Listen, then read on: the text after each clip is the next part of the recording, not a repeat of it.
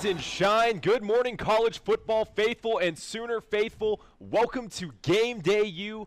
Guys, I'm Joseph Quinton. I'm your host. You know that. And everybody, this is the new crew, Colin Kennedy, Madeline Roberts, and Josh Calloway. We're here to talk football for 2 hours for you guys. But let's go ahead and jump right into it. Week 1 is in the books, and we are now on to week 2. Yeah. You guys, I know you took the most of your day covering OU football. But besides that, how did it feel to get back on, You know what I learned, guys, and I think you might actually agree with me. What? I have now learned, now that college football is back, that the time spent in between college football games is probably some of the most excruciating pain you'll go through. Yeah. I mean, you're just going through, and it's like Wednesday. Tuesday and Wednesday, there's nothing, and it's rough. Kidding me? I'm confused. It took you 4 years to get this? I mean, I think it was just I was reminded of how difficult it is to get through the week without college football. Yeah, Tuesday night I was like, where's my football? Yeah. Where's the games? I don't understand. Need it. Yeah, we left the stadium, and then you're like, all right, so I won't get to do this again for several days, and then it really hits you come Tuesday or They should Wednesday. just play a game every day. You're starting this on a good note. I kind of feel for you. But I would like to follow that up by saying that's why I'm so thankful that we have another Game Day U today. All because right. football is back, and we get to talk about it. Week 2, baby. So let's do it. Week 2.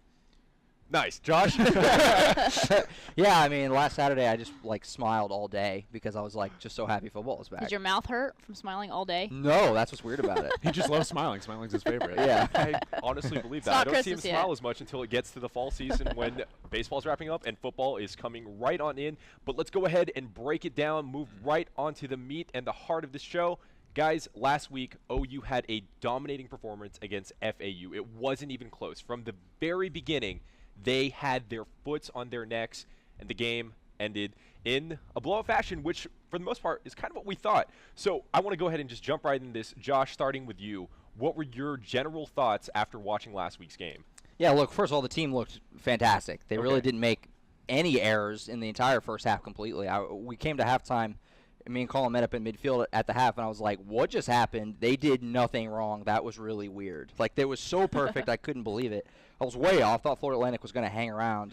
So did not. Main thing, the offense, I thought that they could be better this year. I thought that was maybe a little bit of a hot take. I mean, they did anything they wanted the entire first half. When Kyler was on the field, they did not punt. They only punted twice the whole game. None with Kyler. He went 9 of 11, 209 yards, 2 TDs. He looked so comfortable. We all said that he probably might be nervous. I said it might be the most nervous he's been for a game in his life. Didn't look like it if he was. Rodney had only 5 carries for 102 yards. It doesn't even feel like they even played a game, like a full game. It was like a practice session, played about a quarter and a half. The offense definitely looks like it could be better than last year.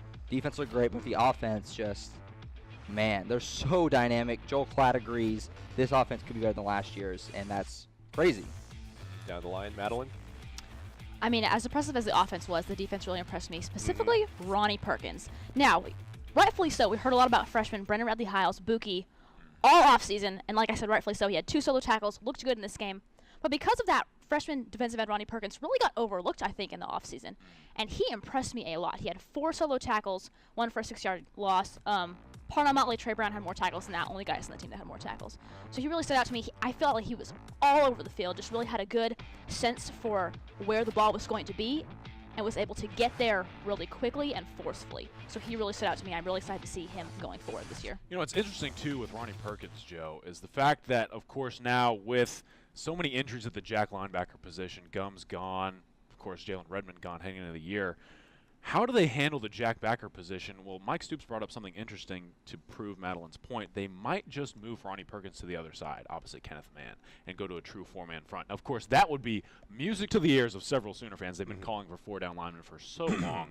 If they do that today, that's interesting to see because how much trust do they put in the young freshman? That's risky for a freshman, but based on what I saw week 1 from him, I think that would be a good idea. I think he's a special talent. He already looks like he's 40 years old, and he spends all of his waking moments in the gym, but I think he's a talent that you have to really pay attention to moving forward for the Sooners. So I always like asking you guys this question because I know you guys go to all of the pressers each week, and just generally, what did you see? What did you hear whenever you were talking to them about this game I mean, I imagine you'd have to be pretty hyped after a win like that. Like, a good Yeah. start for any program is phenomenal in college football. Yeah, So- you actually bring up a good point, and it's kind of what stood out to me as well, looking back at last week. Lincoln Riley, after the game, literally pointed out that he feels they have the best running backs in the country. And for me, I really have to look at what this university did at that special position. OU is known as RBU. They proved it last Saturday. Rodney Anderson carried the ball 5 times. Okay, he touched the football 5 times and he went for a hundo. How unbelievable TDs, is that? You know, 2 this is your touchdowns. thing. You're just like, I love when players are averaging a first down. I'm surprised you didn't even mention that. Yeah, he's averaging That's true. Not just 1 first Two down, first downs. 2 Two first first downs. downs. Come Oh my on, goodness. Joe. That's Let's some do fast some math, math. Colin. Yeah, I finally can work out math now in my head. But, of course, he wasn't the only guy there. Trey Sermon, 69 yards, a really nice day for him on 9 carries. Of course, he did not get to that first down mark, but he almost got there. But what really stood out to me outside of those 2 and how special they were is just how deep this running back room truly is. Kennedy Brooks, we knew he had the talent to perform.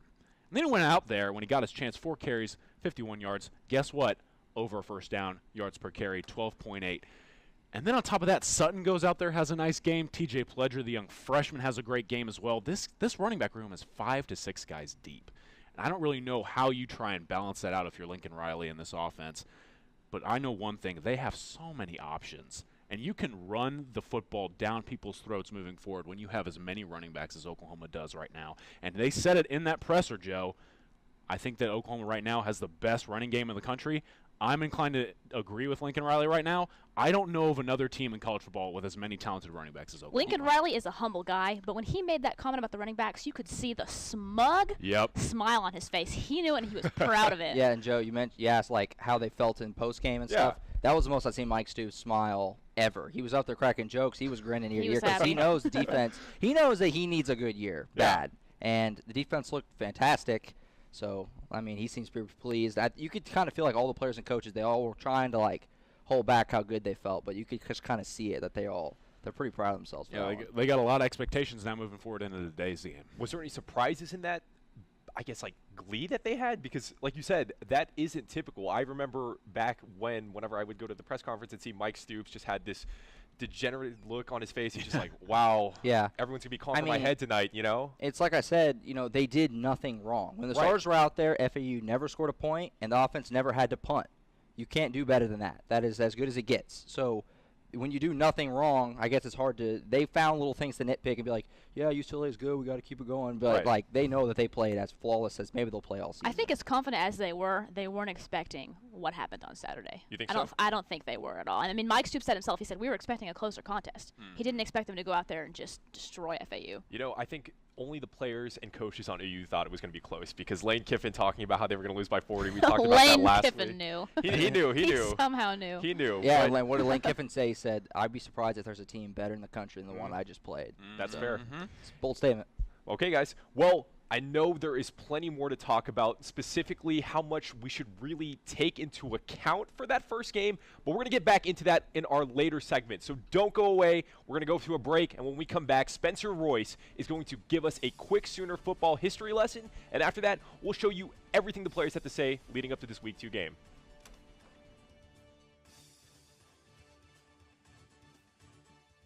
Oklahoma Sooners will face the Rattlers of Florida A&M. They come in at 0-1. September 8th, 2012 was not your average day at Owen Field in Norman, Oklahoma. Freshman running back Damian Williams was trying to join Sooner legend Adrian Peterson as the only OU running backs to eclipse 100 yards in their first 2 career games. Williams ended up with more than 100. He had 156 to be exact. His 4 touchdown trips were highlighted by an 89-yard run in which he was not touched by a single player. This performance landed Williams the most rushing yards in a player's first ever game at the Sooners' home field. Imagine how many he could have had if he were given more than a fourth of the team's total carries. Let us not forget that Landry Jones also had a great day, throwing for 252 yards and 2 scores, and Kenny Stills outdid him as well, pulled in 10 catches for 120 yards and a score. With 69 points and 662 yards of total offense, there's no question that September 8th, 2012 was another day to remember in Sooner football history. Oh, man. You. Well, I feel like there's a little bit of technical difficulty, so sorry about that. We will have a Sooner history block, But before then, we're going to go ahead and jump right back into our conversation, what we had last time, mostly talking about what we are going to look into for this week. Week 2 is on the horizon. The game is less than 4 hours away, and OU isn't really looking at this opponent as just another cakewalk that they can play. So what are you guys thinking going into this week? What are the big storylines to watch out for? Yeah, I mean, like I know I said the offense impressed me like insanely. I can't believe how good that offense was. I'm almost certain they're going to do that again. I'm really looking to see if the defense can do what they did last week, because that's what all OU fans are looking at. Is the defense actually fixed? You know, like how are they going to perform against UCLA? Now, their offense looked pretty bad. You know, they only scored 17 points at home against Cincinnati last week. They probably aren't going to have their starting quarterback, Wilton Spate. I'm not sure his status yet. So can the defense go out there, shut them down again? I mentioned, you know, they didn't allow FAU to score a point until, you know, the scrubs came in. It was kind of garbage time. Can the defense come out, establish the tone again like they did last week, and just get a bunch of stops, maybe force some turnovers, and just keep the confidence rolling off that really impressive? I mean, they shut Devin Singletary down relatively. I thought he was going to have a big game. He was under 100 yards total, rushing and receiving. So can they do that again? Can they keep UCLA at bay? Can they keep Casimir Allen, you know, under control? That's what I'm looking at the most. I think it's what most people in OU circles are kind of wondering, is the defense for real or not? So that's what I'm looking at. The big thing, too, is, of course, if UCLA goes with that freshman quarterback, Dorian Thompson-Robinson, today, does OU's defense capitalize on that? I mean, I don't think that he's necessarily prepared to step in front of 86,000 people that are going to be very hostile towards him and play well. I don't know if he's ready for this stage, and I think OU's defense really has to capitalize on that.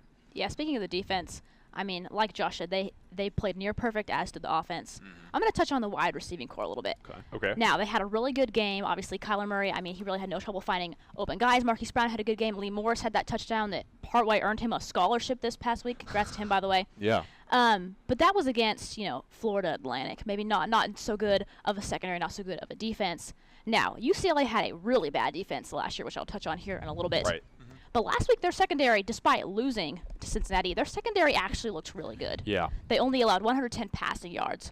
So I think today, I mean, to really prove themselves, to really prove that, like, this is the wide receiving core matched with Kyler Murray's arm that we've been expecting, you know, as people who've been watching the Sooners, that we know that they can be. I think they need to continue that, have a good game today against this better UCLA secondary. Yeah, I'll get into this a little bit later, but the one place that I think that UCLA could be competitive in this game is on the defensive side of the football. I think that they have a really good group on that side, but UCLA's offense can't match pound for pound what Oklahoma's going to do today. Yeah. If they're going to try and win, it's going to be on the defensive side. Wait, let me ask you this question then, because I understand where you're coming from here, but UCLA historically, especially last season, that front seven has been prone to giving running backs some pretty good games. Last segment, you heard it from them. They literally have the best running back core in the nation, arguably. Yeah. I don't know if we think that, but for the most part, you can make a legitimate argument for that. So I understand you're saying that this is going to be a game that defense could hold OU back on. But don't you think that with this core that they might cause some problems that would just cause everything else to open up? Yeah, I mean, here's the thing. UCLA's defense holds Cincinnati to just over 300 yards last year total offense. Right. Do you double that number when you're facing Oklahoma? I don't necessarily know. I don't think that UCLA's defense will be able to truly match up with Oklahoma's offense. Then again, what defense in the country can right now? I don't know. But if there's going to be one group that's going to help UCLA win this game, I don't think it's going to be the offense right away. I think UCLA's defense really needs to step up. And I see where you're coming from. Look, I would say that Oklahoma has the best running back core in the country by far. But the thing is, what I'm trying to say now is, with the talented linebackers and the front seven that UCLA has right now, I think Jalen Phillips, a guy who I'll break down a little bit later, had a great game last week. They've got guys like Keyshawn Lucier South. A lot of Oklahoma fans will remember he was recruited heavily by Oklahoma. Those guys in the front seven. And then, of course, as Madeline was pointing out, UCLA's secondary is really, really good at both things, not only in pass coverage but in run as well. So what do? I don't know, but if they're going to step up, it will help UCLA so much moving forward in this game. Yeah, I mean, OU's running backs really had their way with Florida Atlantic last week. Yeah. But you got to remember, this is UCLA. They have more true D1 athletes on that defensive line, so it'll be interesting to see. Yeah, I'm curious, going back to what you said about the receivers, I'm curious to see some of the receivers, because other than Marquise Brown, who had a huge game, really nobody, Lee Morris had the long touchdown, was his only catch. CeeDee Lamb didn't do much. You know, I'm kind of curious to see if somebody else can step up along with Hollywood and kind of establish themselves. Kyle Terry didn't do much either. Exactly. So, you know, I mean, granted they didn't play but like a quarter and a half, but still, you know, Hollywood managed to put up numbers. So curious to see if one other receiver can step up. Yeah, they need to step up, but I got to tell you, Joe, I've got to get into my storyline for the day Go ahead. because there's one group that really stepped up that we just have to talk about, and it's the special teams unit. Look, last week, I should say, I had a little bit of a controversial call-out, okay? I called out Shane Beamer. It was more A lot of weird people than were like, controversial. yeah. Yeah.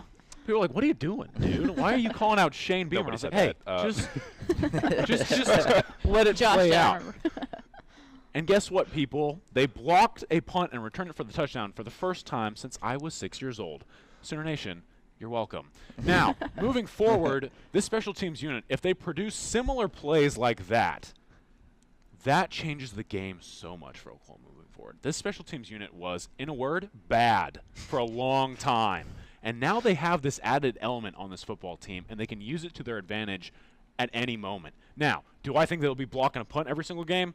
No, but they're going to make things a little bit more interesting in that phase of the game. Over under a half more block punts this year. They get another one. Yes, they will have another one. Do they get 2 more?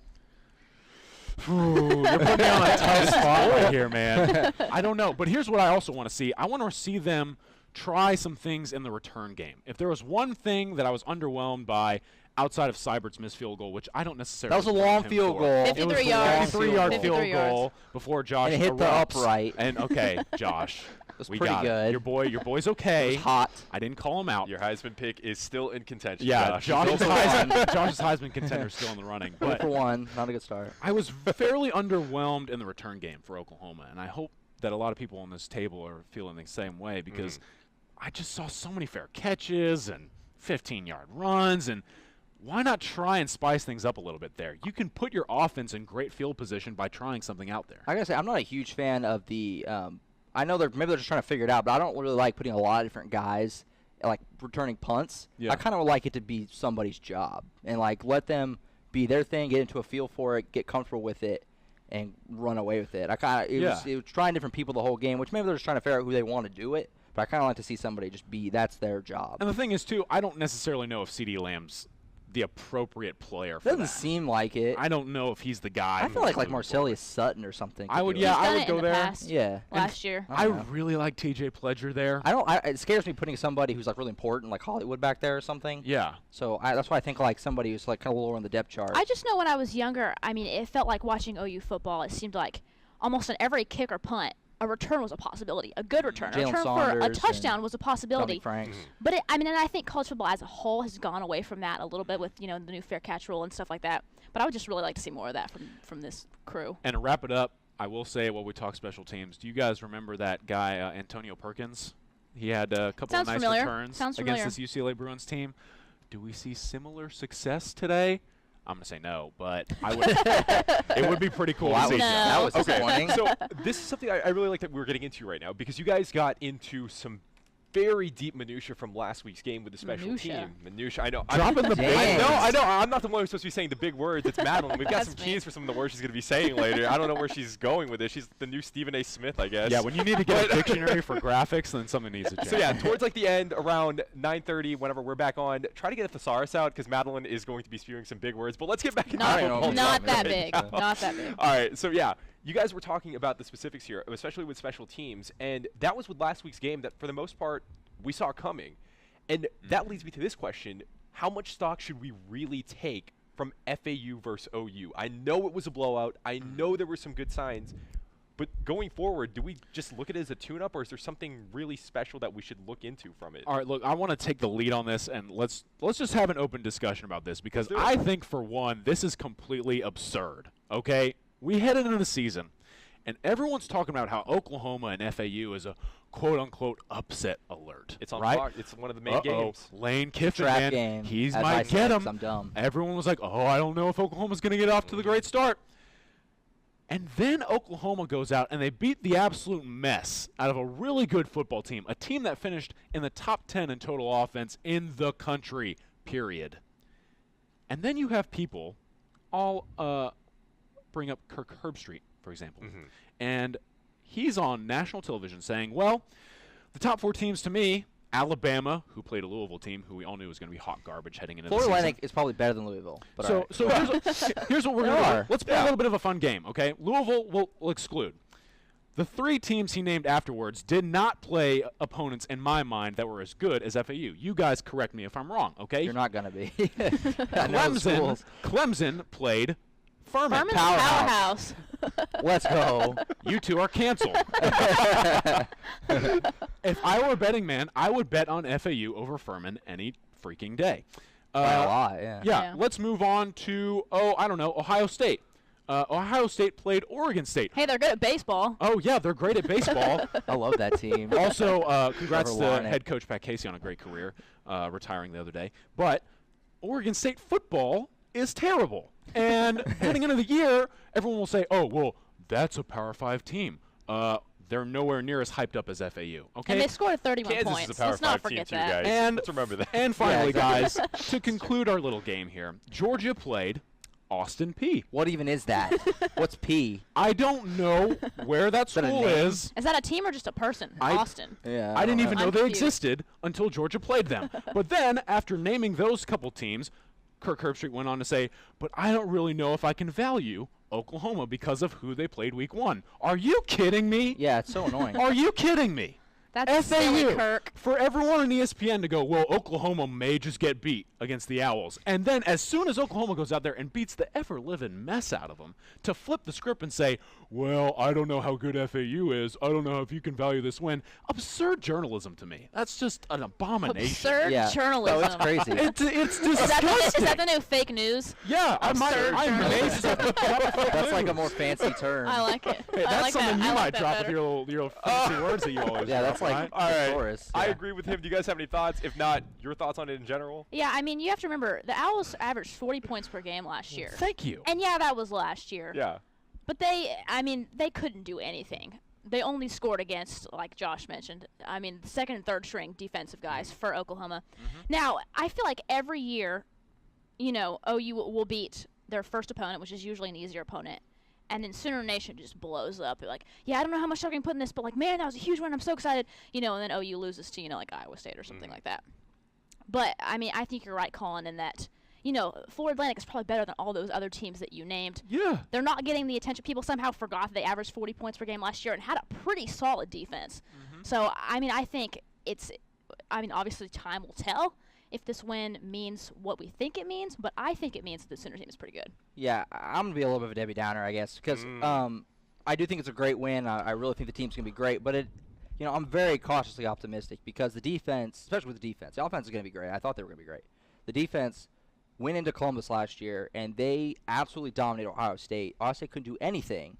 Well, the defense the rest of the year was bad. So I'm going to pump the brakes a little just because we saw them do it last year in Columbus against Ohio State, who, doing it in Columbus against Ohio State is more impressive than that. Last week, Florida Atlantic at home.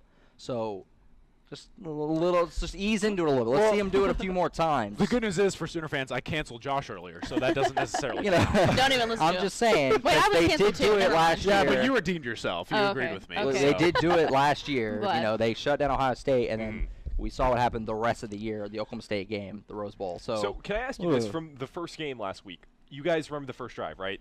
It seemed promising, for lack of a better word, for Florida Atlantic. It looked like they could got to like the legitimately- 40 or something. Yeah, I think. so from the get-go, it might have seemed like, okay, yeah, we should be taking this game seriously from a fan's perspective. Like, wow, they are something decent.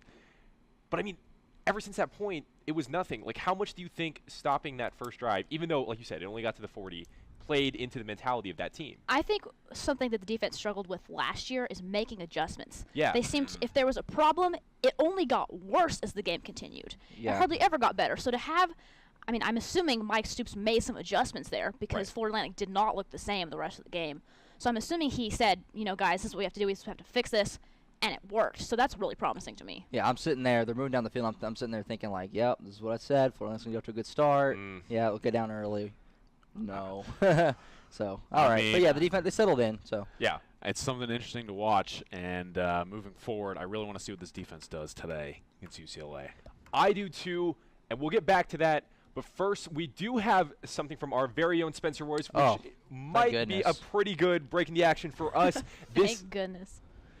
Never mind. That was a technical error on my part. Oh, Fix that next God, week. I don't want See, to wait anymore for it. Oh, no, I don't know, man. I Like, want to see it. I love learning. I love Spencer. I don't know. But let's go into something else, something more important. What the players, what the coaches, what the team had to say. That is more This is important. about their mentality. Spence? I think so. This is their mentality going into game 2. Here's the package. Play it. Watching the tape, felt very similar to what we did after the game. Proud of the way our guys played. Again, very proud of our crowd. Just a great team effort all the way around. Fans, players, coaches, everybody in the first half, especially of the game. It was awesome. I think just kind of seeing different people do really well was like something that I was really excited about. I feel like we defended them pretty well. I mean, we were harping on those in practice. We knew coming to the game they were going to be a big screen team, heavy screen team, shots here and there down the field. But we knew their main passing offense was screens. So it's just something that we try to prepare for each and every day. And I feel like we went out there and defended them well. Special teams was big for us as well. And offensively, I thought we did a great job as well. UCLA, they're a great team. All the quarterbacks they have are great. So it's just something that we have to come in starting today, prepare well. Like I said, we don't know who we're going to see, who we're going to get. But I'm pretty sure, you know what I mean, whoever we play against is going to bring their best. So it's just something we have to prepare for and just be ready. It's exciting for our players. I think it'll get the attention of nationally too because of the matchup, and not a very traditional matchup, but another of a kind of long line of really good non-conference games that we've scheduled and had an opportunity to play here. So we're excited about this one. They're a solid defense, pretty good team, and we're gonna work hard to try to do what we got to do. And watching those guys, obviously the impact of Chip Kelly, it's just one game in, but you can see offensively, that you see that they do what he does, and they're going to continue to get better and better at it. They've got some really good players. Being all the way out here and being able to play a team from back home is really cool. I think I know a ton of players on the team. I played with Rick Wade. He's one of their better D linemen, and so I'm really excited to go out there and play some of those guys. Important non-conference game, great historical program, a ton of great athletes with the UCLA program, and a game that, I know it's exciting. No school. They're pretty good. We know that OU is a team that is a force to be reckoned with, but yet they are not putting so much stock into themselves that they are going into every game knowing that they are the better team from the front and back. This team, that mentality you heard from each one of those players, defense, offense, coaches, they're not resting on any players. They're not resting on their laurels from their one win that we're kind of questioning. They're looking into it with the mentality that they need to go into this game and do the same thing. And this is one thing I want to talk to you about, Josh, because I know you have some reserved opinions about what this group had to say. What are you thinking about UCLA going into this week compared to the comments that they had said? Yeah, it's funny because it's not like I expect them to go up there and be like, UCLA is terrible, we're going to destroy them. But it's so funny because I'm sitting there like on the Monday press or whatever, and the players and Lincoln Riley's talking, and the whole time I'm just thinking, you don't believe that. UCLA's bad. They stink. They stink. OU's going to win this game by 1,000,000. Okay, the spread is 30.5, and I'm very confident in the cover. So, let's chill. Okay, with saying that how great they are and like that this is going to be a huge test and all that nonsense, because it's not. You're going to destroy them. I mean, I get it. Like I said, you can't just go up there and be like, we're going to demolish them, but like, let's chill with the love. I mean, what do you expect him to say? Like, we're not losing this game. They're not. Yeah, why not? Material. Okay. Let's be mean. Very few coaches and players, if they're the better team, are going to say, we're going to win. Let's talk trash. Let's be like the U. And if they're the worser team, worse, less good. You're the word person. Whatever. If they're the underdogs, unless you're Lane Kiffin, you're not going to be like, the other team's going to win. It's just not the narrative. You want to stay confident and or humble. But I mean, if you look at this week's opponent and the last week's, Florida Atlantic, like I said earlier, 40 points per game last year. They were the 8th best offense, 34th best defense. UCLA last year, 37th best offense, 117th best defense. And yes, like I keep saying, this year and last year, different years. But overall, Florida Atlantic was a lot better than UCLA last year. And like I said, UCLA's defense did look good last week. But still, guys, come on. Yeah, I mean, arguably, like I said, you're playing a worse team today than last The Saturday. spread is 30.5. That is a giant big. spread for a Pretty Power big 5 spread. game. And, I mean, we all know there's going to be a massacre at the stadium later. Like, it is not going to be close. Do you remember last time OU was favored by 30 at the stadium right behind us, the Palace of the Are you about to Prairie? say that they lost? Yeah, I know. I'm just kidding. Like, it doesn't matter that much, but I just think it's kind of funny that you brought that up. This is just coincidence. I agree. UCLA's trash. But Colin, It's going to be ugly. finish this off. Okay, well, here's the thing. Could this be an attempt by Oklahoma to potentially boost their resume because of how this non-conference has now played good out? point. Here's the thing. It's a good point. Yeah, I was talking to never- some Sooner fans a couple of weeks ago, and it was funny because heading into the season, everyone said, I can't remember a 3 to 4 game stretch to begin a year for Oklahoma that has been more anticipated in recent memory. And I thought to myself at that time, that's a great point. You're looking at this non-con, FAU, Army, UCLA, you got Iowa State mixed in there in the first 4. That first 4 heading into the season looked phenomenal. Looked like a It'd be resume tough, yeah. builder. And now it looks like you're walking through a dumpster. I don't know how you I think value that's an this exact now. Kirk Herbstreit quote, actually. Yeah, actually. And so now that Oklahoma's in the middle of this little debacle where their built-up schedule that they plan to really help them moving forward is now looking like it's terrible, are they trying now to sort of, I don't know, boost it a little bit, present to the national Yeah, it's media funny that, 'cause- well, they're actually a good team, right? And that'll make us look good. You mentioned that the non-con doesn't look that good anymore, and the Big 12 didn't have a great week 1 either. No. And so you're kind of looking at OU schedule, you're kind of wondering, can they afford a loss now a little bit?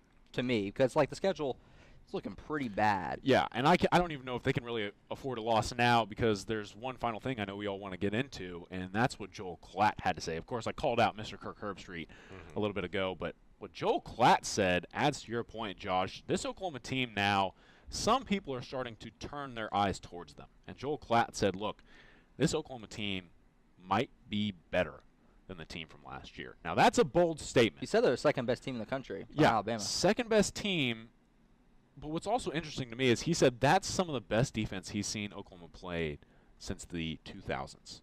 Yeah. And if you remember, that 2000 defense, they were pretty good. They I think actually could play defense then. Didn't they win something Yeah, I that think year? they got a little ring on their finger. Okay. Sounds familiar. Shut out Florida State in that game. I don't. Safety doesn't count. I don't know how you really look at this football team, but there's one thing that they cannot do, and it's slip up right now because they're favored in every game. All these games They're now big look. favorites in every game. All these games now just look like trash, and if you slip up on one, I don't know how that impacts you moving forward. But I don't know if you guys agree or disagree with Klatt's statement, but that's tough for the Sooners to deal with now. I want to ask, because I think one of the biggest discussions last year with Clemson, them being in the position, obviously getting blown out in their first playoff game, but still throughout the entire year there was a defense, even though all of us kind of thought the same thing, which I think is analogous to how we're feeling about OU right now, or if not us, the national media and fans in general.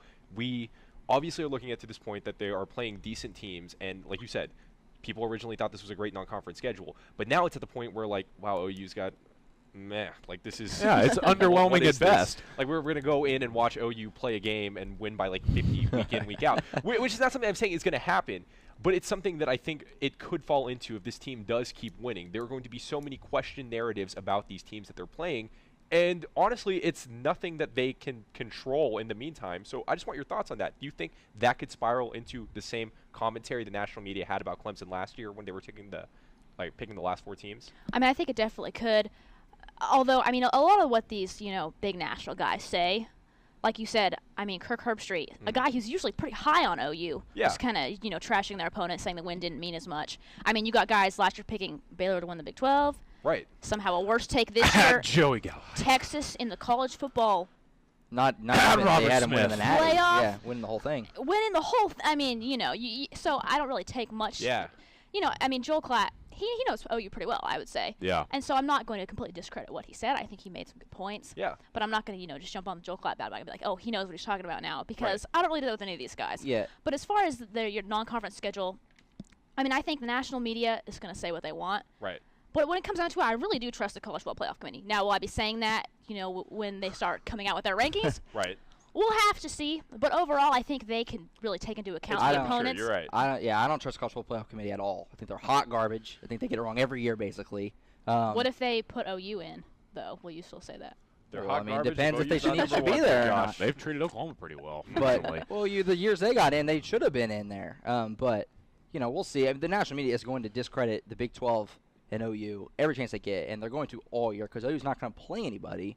And, good thing West Virginia crushed Tennessee. That's something could really, really be helped if TCU could beat Ohio State next week a lot. That would be huge for OU's schedule. I don't trust the Big 12 to do OU any favors. No, they're not. At all. Any quick comments? Yeah, I mean, just to answer your question, first of all, I saw you drop analogous in there, and we're all about big words here. You've Props said to like you, buddy. 4 big words. Yeah. I had my I didn't even notice they were big words. But to really quickly answer your they're question, just words for you. the Clemson point is a good point. Yeah. Okay, Clemson last year, interesting schedule at best. I mean, it's not something you wanted to take to the cows at home, but, I mean, there's two sides of this. Clemson, they go through an easy schedule, they get all the hype, and they absolutely blunder in the college football playoff. Or you look at Alabama last year. Right. They played no one, and really their one kind of non-con claim to fame was a Florida State team that lost DeAndre Francois.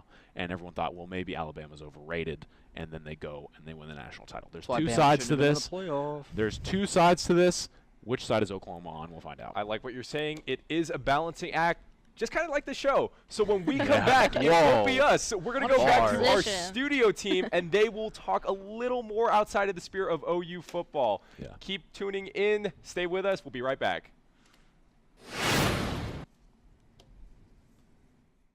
Welcome back to Game Day U, and good morning. We are here in the studio with our analysts. This is Lauren Linville, Spencer Royce, and Tevis Hillis, and I'm your host, Tori Johnson. And we're about to get started with our 2-minute drill. In this drill, each analyst has 2 minutes to talk about any given topic. And this week, the topic is, which team had the biggest statement win? Lauren, you want to start? All right, I'll start us off. I'm going with the Auburn Tigers. They played Washington last week. We know it was a close game.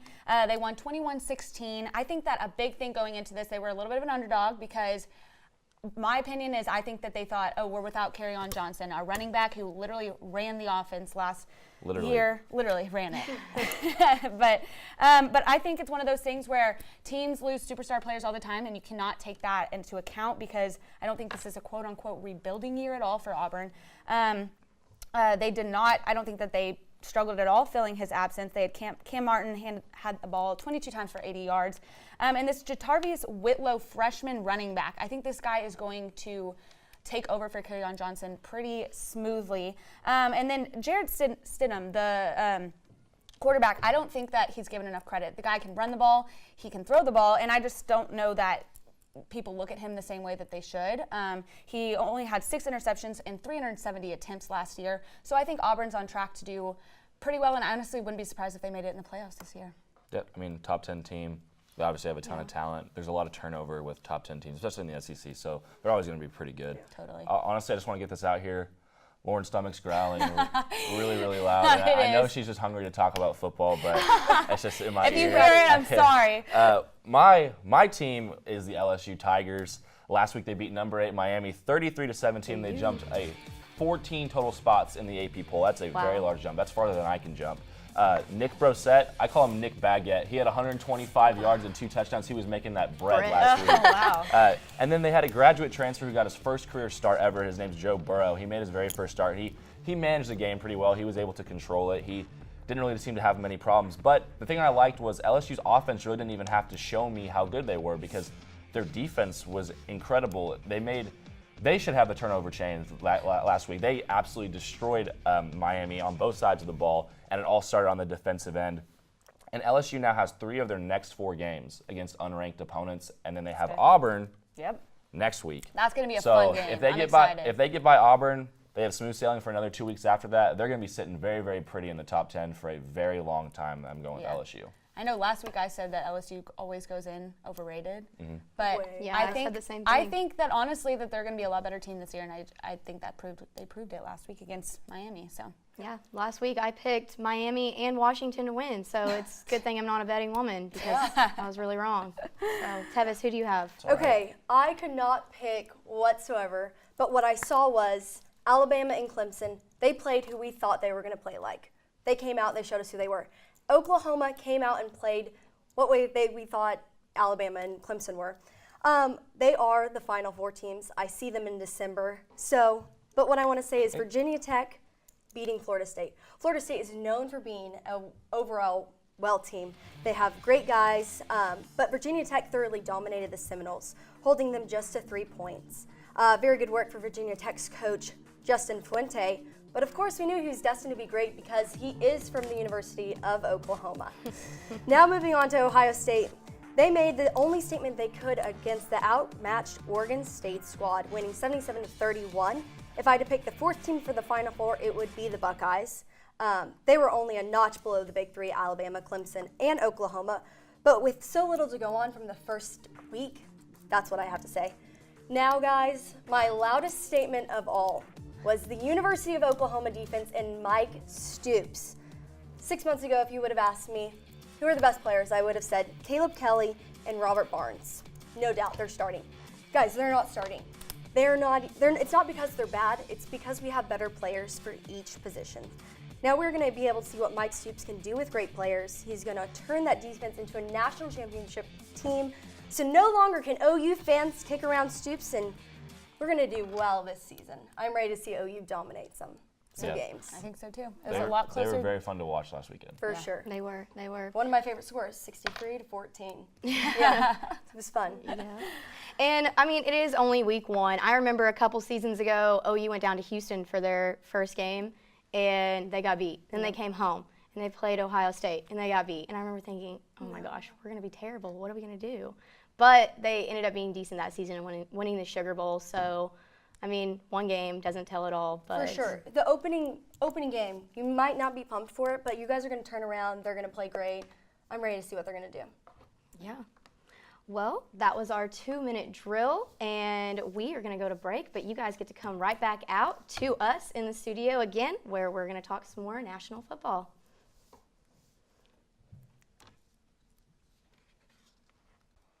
Hey, welcome back to the studio. We are here for our next segment. It's called 3 and Out, and this is where our analysts get to talk about 3 different topics. The first being, is it already time for Penn State to panic? And I actually picked App State to beat them, so I was really sad whenever they lost in overtime. I mean, that was a really great game. I was getting really excited, and then they lost, so I was like, oh, I'm sad. But, Lauren, is it ready for Penn State to panic? No, it's not. I mean, it's one of those things. It's the first week.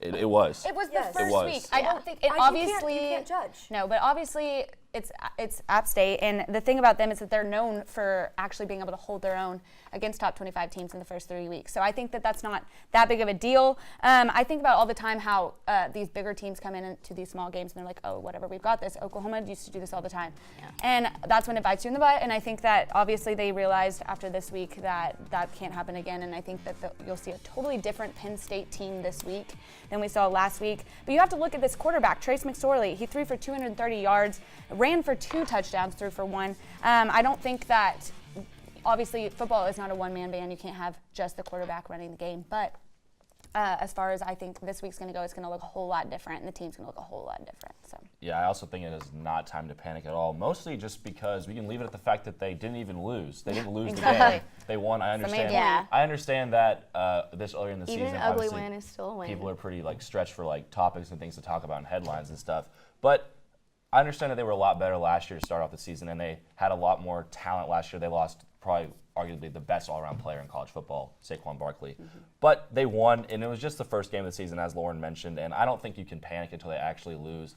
And even though I think McSorley is vastly overrated at the quarterback position, I know Josh out there upstairs would disagree with me, loves McSorley, but I just think that he had to be too reliant on his legs. That's something that quarterbacks shouldn't have to do with that kind of an offense. And I don't know. We'll obviously have to wait until after this week is over, but I don't think you can panic about any team until they actually have something in the loss column. So, even if they lost, I don't think I would tell them that they should panic. Yeah. I mean, it's one game. That's how I look at it.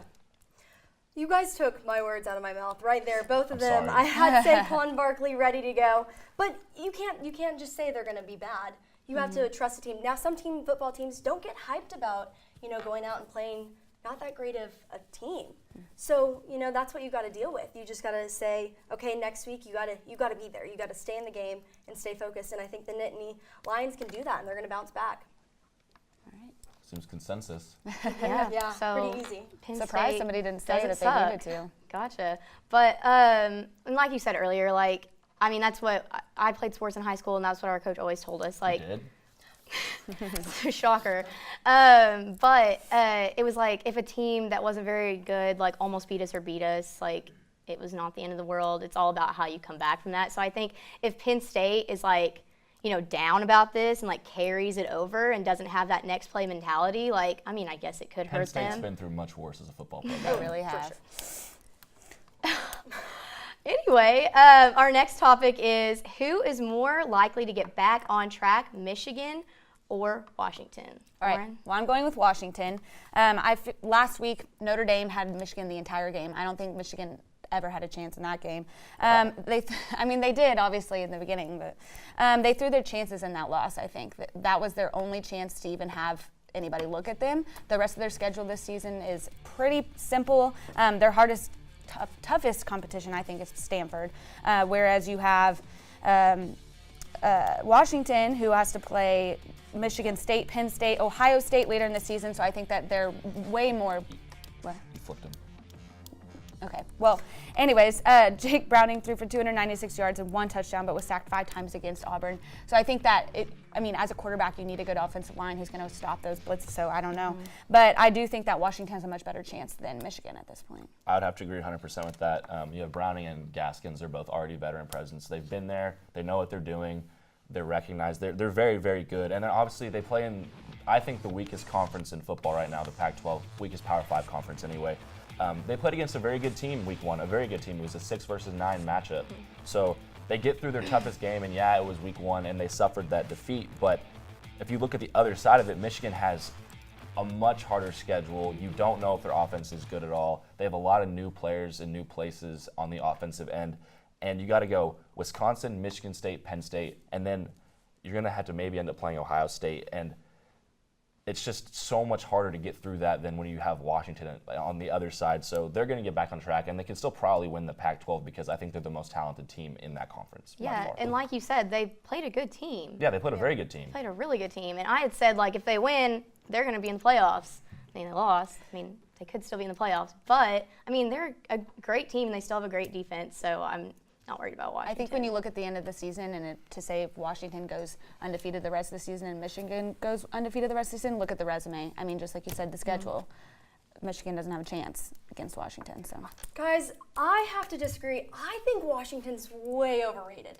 I don't see it. I think Michigan can get back on track. They're going to pull it out. I think they have a better head coach.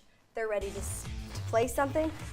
Jim Harbaugh can coach the heck out of them, and they're going to get back on track. They're going to be fine. Washington, it's just a very weak Pac-12, and there's nothing else to say for them.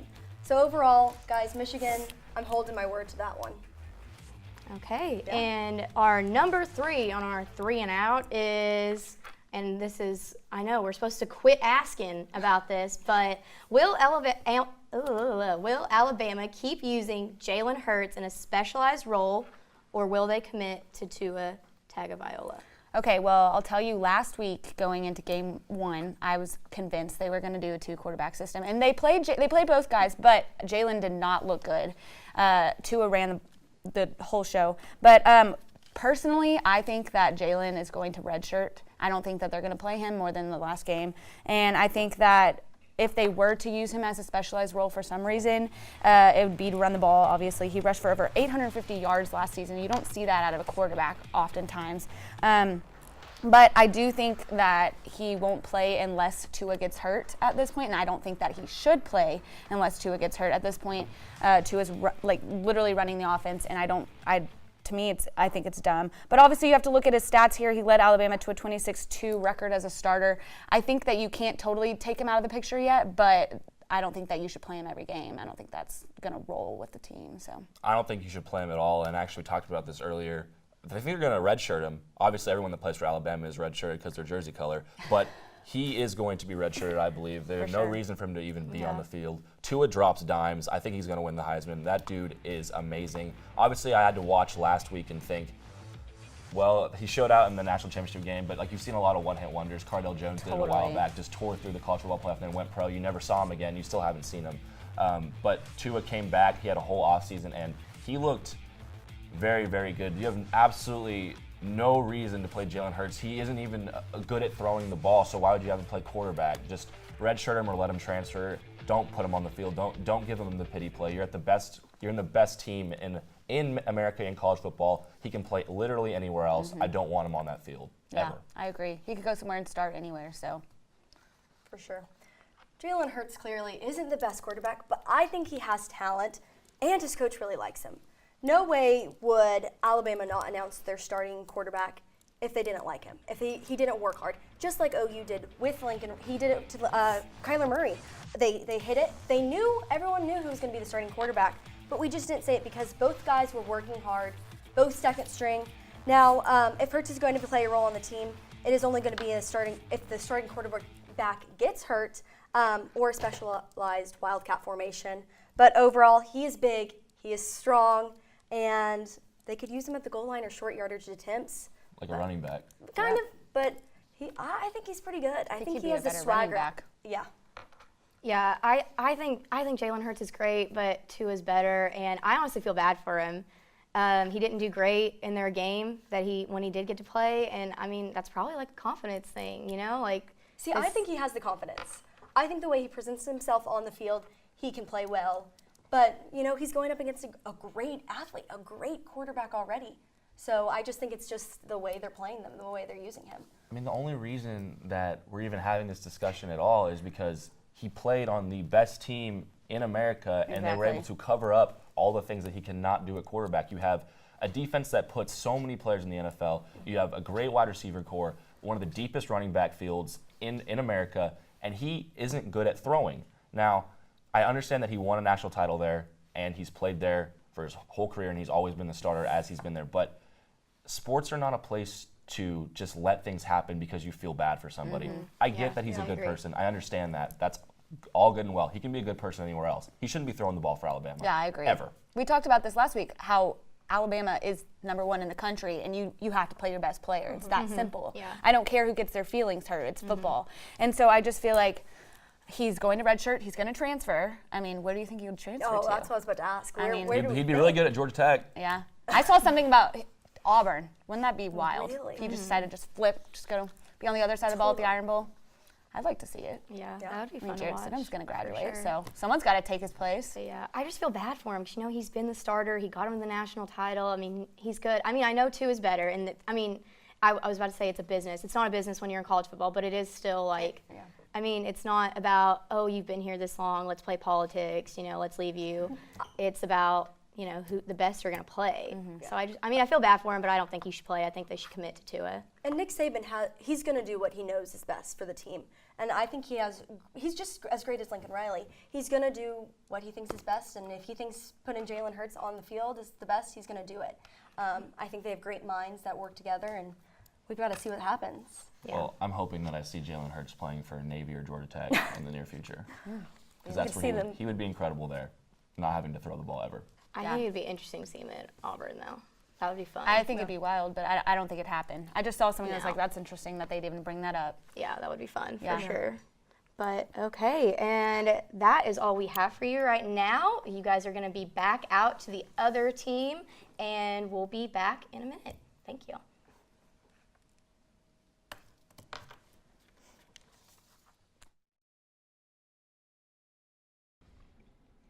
Welcome back to Game Day U. On this block, we are bringing in a special guest, our very own Sam Brown from Madeline Roberts this week to break down all. Hey, come on. Boo. Oh my goodness. I was kidding, That was rude. He's canceled. He's canceled. Canceled. You're still canceled, Josh. All right, so knows I the love three-man him. crew is going to be breaking down. I'm kidding, Josh. All right, about UCLA, our thoughts on the game, and the specificities of this team. We already talked about the defense. I got to make up for Madeline not being here right now, guys. This UCLA team. I can't even say it. So, Sam. Specificity.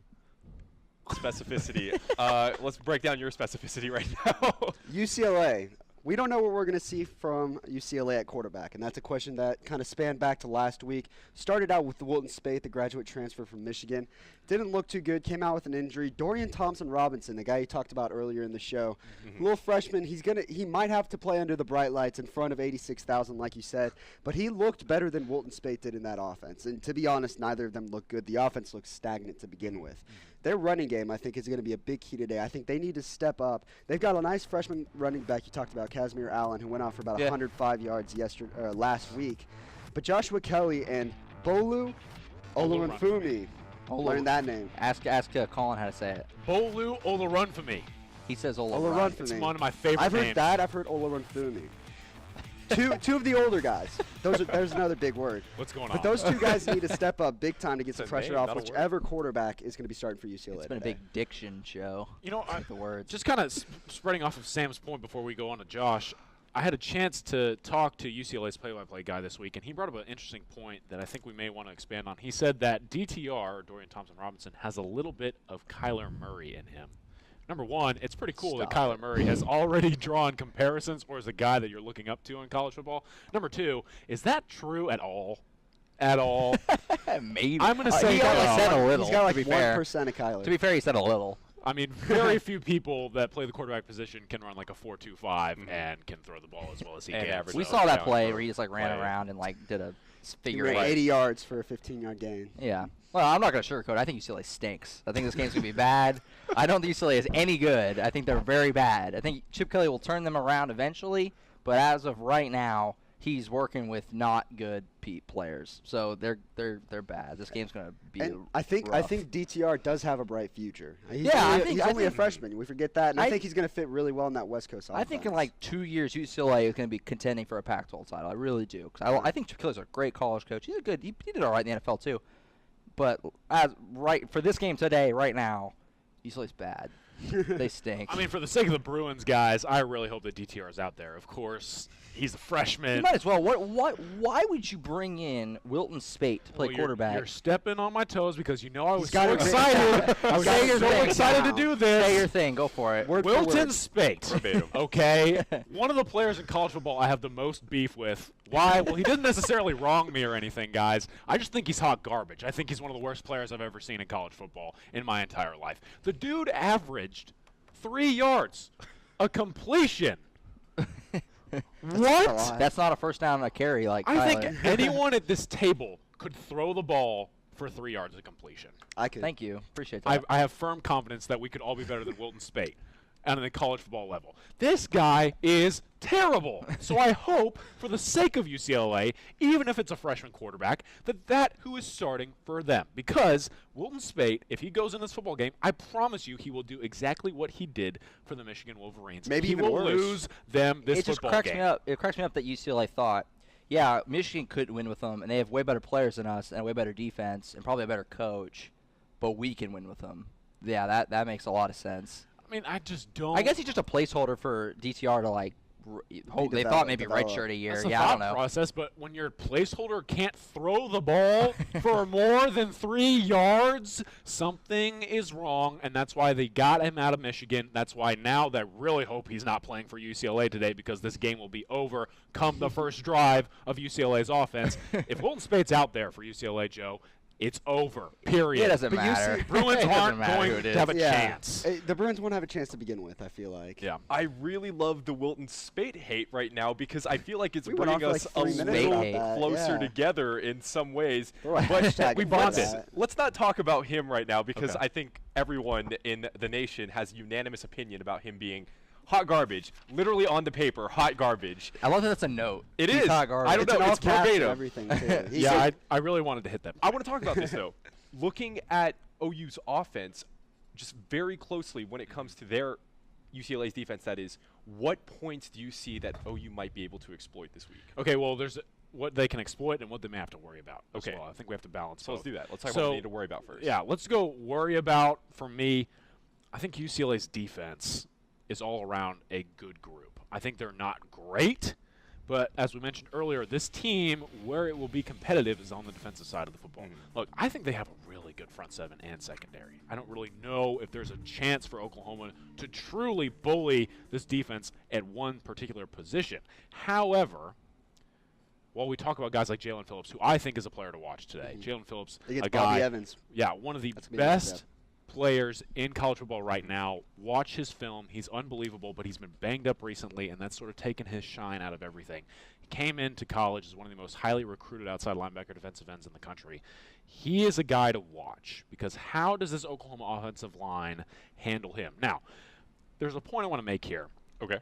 FAU did not bring one thing, in my opinion. That's a true pass rush, right? I mean, they had a pretty good secondary. Their inside linebackers, as I mentioned last week, are really, really good.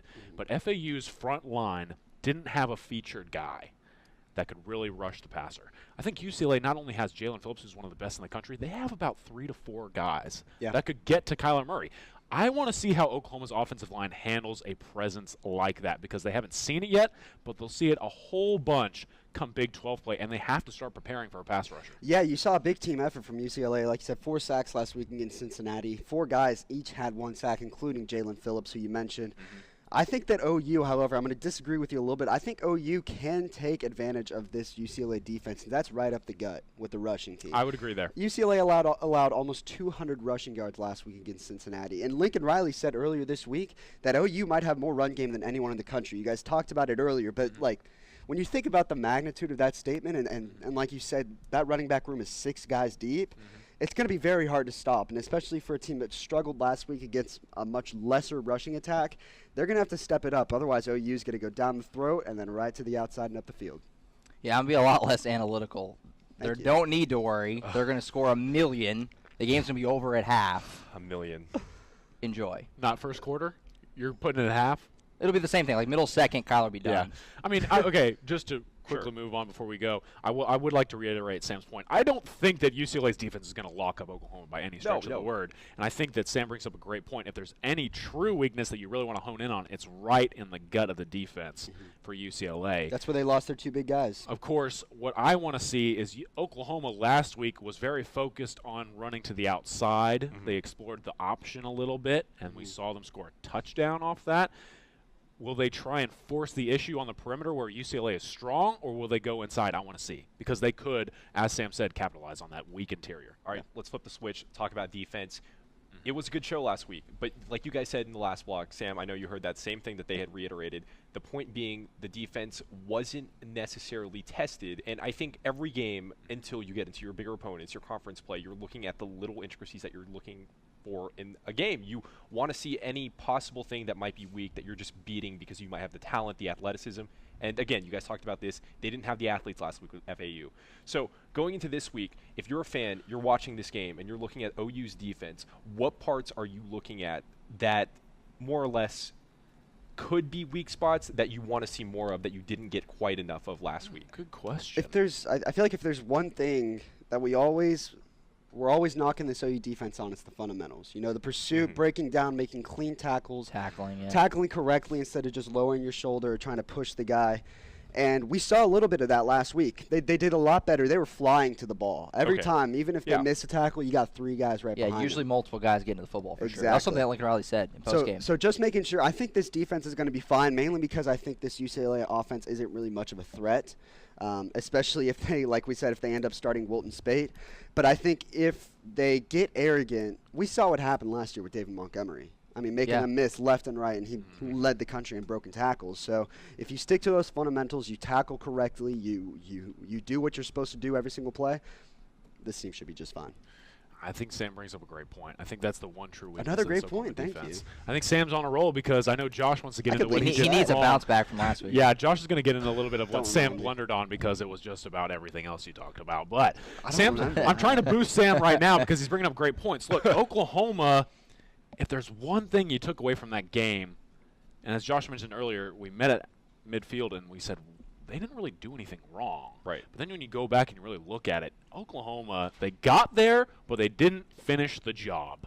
And that's what you have to do. We've mentioned all day today that UCLA will have more quote-unquote Division I athletes. And you know what Division I athletes do? They break tackles. Oklahoma has to bring these guys down today. There are a lot of talented running backs on this team, some pretty good wide receivers, and I think that the tight end Caleb Wilson is a guy that could be on the Mackey Award watch list. I really like what he brings to the table, and he's going to be hard to handle. You got to bring him down. Yeah, I'm much more skeptic about the defense than the offense. I have no reservation with the offense at all. Defense, I need to see some more, and they looked great last week, but we'll see what they do this time.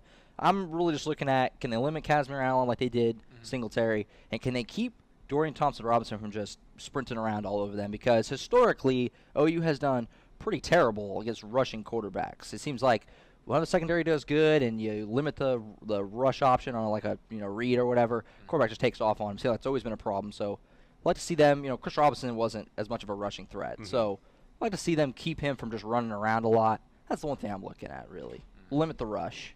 All right, let's take it away from this game with OU being the only Big 12 team involved to the rest of the conference. Sam, this is redemption time because I know Josh is going to be down your throat for this. Hold on. Go ahead. Congratulations on saying that Texas would be the second best team in the Big 12, and they went and took a fat L to Maryland. That's a great start. Now, in your defense, they could still be second in the Big 12. They haven't played a Big 12 game yet. That doesn't sound like it. I don't That think is I a said that. horrible I'm start trying to to that think. take. The K-State one didn't go up to a great take either. They No, the K-State. See, I've been defending myself today. The K-State, I never said they were a sleeper. I said they had the opportunity to play spoiler in a couple games. Damage this year. control. They're like the 6th best team in the Big 12. Damage they're not control. Gonna, You they're have not a gonna finish redemption high. opportunity, so let's go for it. Okay. All right, Sam, take it away. So, yeah, go ahead. West Virginia. No, I think West Virginia is on loss alert. This is a safe opinion. Maryland's freaking out right now because you're taking West Virginia. That means their whole season's about to go down the tubes. Oh my goodness. No, with Texas, I'm still kind of a believer. I do believe that one game I don't think this will define their season. I think they will bounce back. But West Virginia looked awful good on Saturday. I got to get out of this block.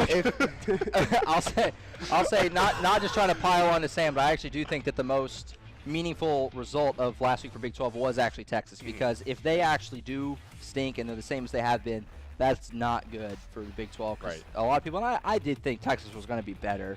I didn't think they'd be as good as TCU West Virginia, but I thought they'd be 4th. Yeah. And losing to Maryland to start is not a good start. So I think they're just too talented to be this bad again. They always have the talent. I don't know what is going on out there, but that's the most meaningful to me. If Texas actually is like 7-5 again, that's bad for Big 12. Yeah. In general. All right, Sam, finish your thoughts.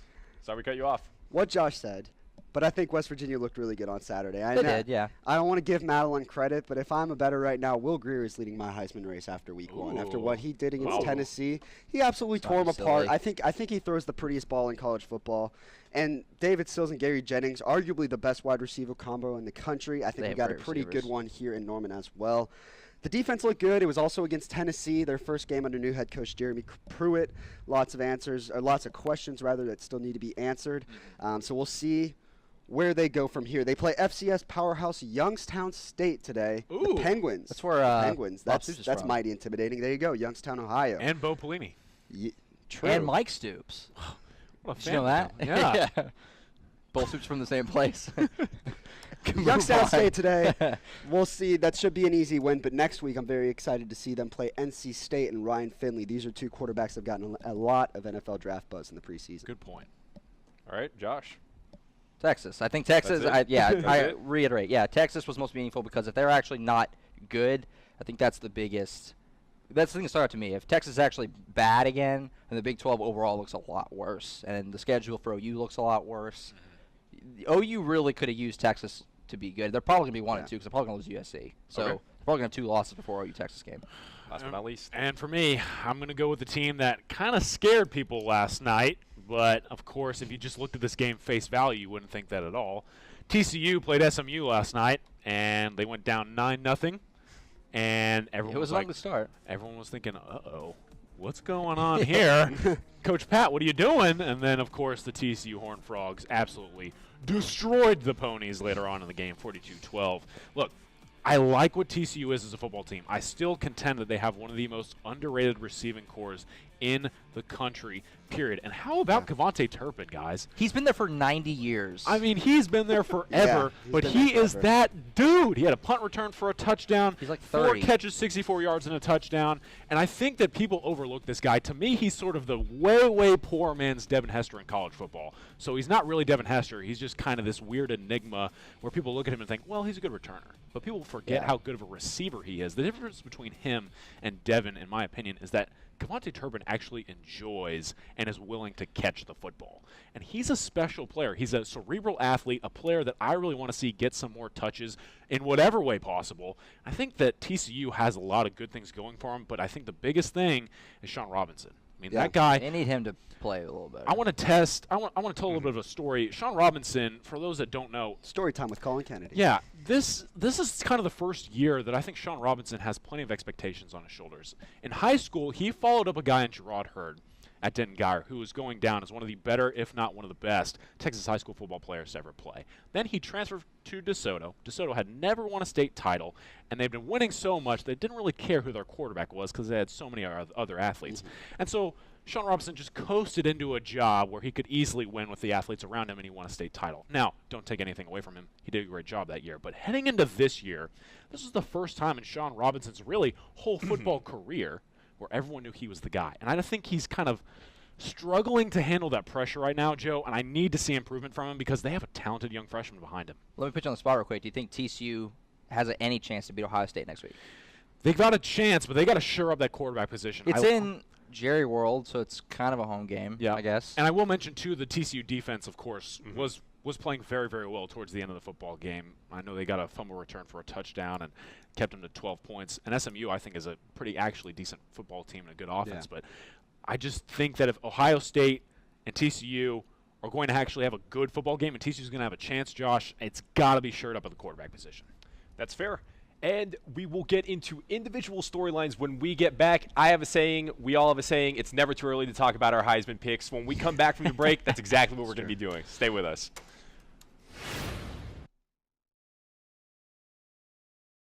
Welcome back to Game Day U. We're in the studio, and it's time for this week's NFL Sooners Standout. And this week's featured player is one of Oklahoma football's most legendary figures. It's running back Adrian Peterson. The 7th overall pick in the 2007 draft has been dominant over most of his 11 seasons in the NFL, but after a long tenure with the Minnesota Vikings, Peterson bounced from New Orleans to Arizona Cardinals and finally free agency. He went through 2018 training camp unsigned before he finally got the call from Washington Redskins, who inked him to a one-year deal. In his first preseason action, AD rumbled for a 56-yard on 11 carries, and Redskins head coach Jay Gruden was impressed enough to name Peterson the starter. He enters the 2018 meeting just 37 yards to crack the NFL's top 10 in career rushing yards. And now we are going to kick it back out to our other team, and they're going to tell you their Heisman picks for the week. Remember his. All right, guys, welcome back to Game Day U. Thank you, Tori, for that. We are going to get down right into the discussion of our Heisman picks because, again, it's never too early. Week 2, Week 3, Week 1, Week 0, always talking about Heisman. So, Josh, go ahead, lead us off. Now, let me preface this. I'm not backing down off Trace McSorley. He is going to win the Heisman still. Okay. That's not changing. But as far as who had the best week 1, like for their Heisman resume, I think he's wavering. In my opinion, no, it's McSorley. I think he's wavering. I'm all Trace McSorley. Penn State's winning the Natty. No, they're not. They're going to be in the playoff though. No, they're not. Tua Tagovailoa. There you go. Tagovailoa. He made the biggest statement to me because if anybody, and I had a little bit of like reservations about him. You know, we saw him play 2 quarters and he looked great, but it was 2 quarters at the end of the day. And like I said last week, you know, Cardale Jones played those 3 games for Ohio State. They won the Natty, and we never really heard from him again. And so I was like, you know, let's wait and see. Tua looked money. He looked so good. Bama looked so good. They're gonna be really good all the way to the end. Tua's going to be great. He was 12 of 16 for 227 yards, 2 TDs, and he also ran for 1.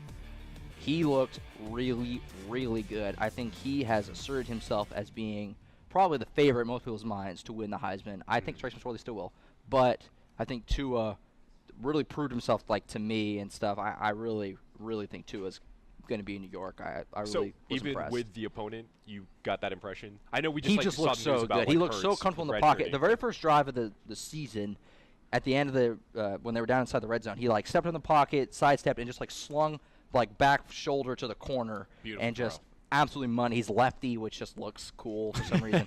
And The he southpaw. Yeah, even though it was Louisville, I mean, they're still a Power 5 team. Yeah. I mean, he ripped them apart. He looks so good. I mean, 12 completions for 227 yards. That's not bad. Is that a first down per completion, Colin? The answer is yes. So, yeah, Tua stood out to me as being the guy who I think really made the biggest Heisman statement. I have a question for you guys. Spencer, Lauren, Tori, and Tevis were talking about Jalen Hurts possibly transferring. Do you guys think that's a possibility? Absolutely. Did the news just break about the redshirting? So, I mean, I think after what Josh said, redshirt and transfer? There's no way Nick Saban can play that fool Yeah. again. Tua's so clearly better. Yeah, Jalen Hurts should probably transfer. He should. I don't know where. Maybe he should switch positions too. Georgia Tech. That's what Spencer or he said. could just stay at Bama and Spencer's play with running you. back or something. Which Spence. is what I think he should do anyway. We're on the same page. All right. Because he can't throw. All right. Another quarterback. You guys know who I'm going to say. Will Sam. Greer, next. Let me talk. Sam alluded to it. Will Greer. So last week, He dominated. He played really he well. dominated. Let me read you some numbers. He completed 25 of his 34 passes. Quick math, Joe. What's that completion percentage? Oh, what? Can you say that again? I'll just say it. 73.5%. 73.5. Wow. Yeah, I actually did the math just then. That was amazing. Yeah. 429 yards, 5 touchdowns. That's the first down of completion. no More than- picks. That's some good math too. No interceptions. Those are some Baker Mayfield numbers. They destroyed Tennessee 40-14. I've said this. West Virginia will play OU for the Big 12 championship. Which And that that's kinda not stinks. that is not because West Virginia is really, really good. It is because Will Greer is really good. And with a mediocre quarterback at the helm of West Virginia, like, I don't know, Trace McSorley or something. I'm kidding. I think McSorley's really good. You could cut the tension with a knife. I think this West Virginia team is nowhere near that good. But I think Will Greer is good enough. They're going to be second place in the Big 12. I know that if Will Greer was still at Florida, I'd be exactly where Madeline is, but I'm not. But Where was this at Florida? He didn't throw for no 429 yards at Florida. If I remember correctly, he rattled off like 7 straight wins, Joshua, and I thought he was the second coming. Okay, but now he's at West Virginia. You know who also rattled Yeah. off like 5 or 6 straight wins and turned out to do nothing in that same year? Geno Smith. I was going to say, I was like, we've seen a West Virginia quarterback come in guns blazing, and then didn't they start 6-0 and end 6-6? Yeah. The Geno gun, he was good. But I'm going to go with a running back here, guys, because I do think that the running back crop this year is pretty good, and I'm going to go with a guy that I think is flying under the radar. His name is Jonathan Taylor. Jumping off that Bryce Love train, I see. No, not yet. But I Rough think game last first week. of all, yeah, let's address that. Bryce Love. Oh my gosh, dude. Come on, man. Yikes. Wake up. That was rough. That was a He's got tough- USC today. So Bad he got a chance. outing. He And got a I'm chance high there. on Stanford this year too, so that was like for me. I was, oh come on, man. But Jonathan Taylor, guys, 18 carries, 145 yards, 8.1 yards per carry. Didn't get there quite yet. He was so close, Joe, to my favorite number, but 10 is his favorite number. Great. had a long of 47, and he runs these long rip-offs because I think he's really this prototypical Wisconsin running back, the long strider, the one-cut guy that's going to make a move and get out in the loose. I really like what he brings to the table. And here's the thing, too, as far as the Heisman thing is concerned, not only is Jonathan Taylor a special, special talent, but Wisconsin's offensive line does not get enough credit for how good they are as a unit. I think everyone here in the state of Oklahoma knows how to appreciate offensive lines. If you want to see a good one, go watch the Wisconsin football game. Gosh, they're so good. And so when they add that to Jonathan Taylor, I think you have to start giving this guy the praise he deserves. He's such a great running back. And what I really like about Wisconsin, too, is obviously we know that Wisconsin has been traditionally a run-heavy football team, but right now they're using Jonathan Taylor to their advantage. If you look back at the film last week, fake it to him, end around. Fake it to him, play action pass, scores. They're using him in different ways, not only in the run game, but they're trying to use him as a decoy, and they're capitalizing on what he brings to the table. I think Jonathan Taylor is a special, special athlete and a guy to watch for the Heisman moving forward. Yeah, and something that works in Jonathan Taylor's favor, and it's Spencer mentioned it last week on the show, is just pure volume of carries because Alex Hornibrook's arms like straight up noodle. He can't throw the ball, and they're not He gonna. had a pretty good game though against WKU. I don't care. So they're not gonna throw the ball in big games. It gets cold, obviously, up there, Big Ten games and stuff. So they're gonna run the ball 30, 40 times a game. So. Yeah, he's just going to get a ton of yards. Keep an eye on him. I always straight up appreciate how blunt you are, Josh. It really does make I feel my good day. today. You do. You were just like going right at it. Your opinions are like very Coming in absolute. hot. You're like, Josh is a little this team's hostile. bad, that team's bad. That player's garbage. That player's okay. So, yeah. Tell it Let's like it go is. on to a different discussion. Madeline, I want to ask you this question. Defensive players as Heisman. How many have even been in contention? How many have been finalists? And is Ed Oliver someone who can join that list of people to make some noise for the award? Short answer, no. Not because he's not talented, but because, like you said, very few defensive players are even finalists. Charles Woodson won in 97. I believe that is the year you, me, and Josh were born. You were born in 96, correct? Yeah, I'm older. He's kind of an older guy. But for us, I mean, that's Wise. been 21 years since he won.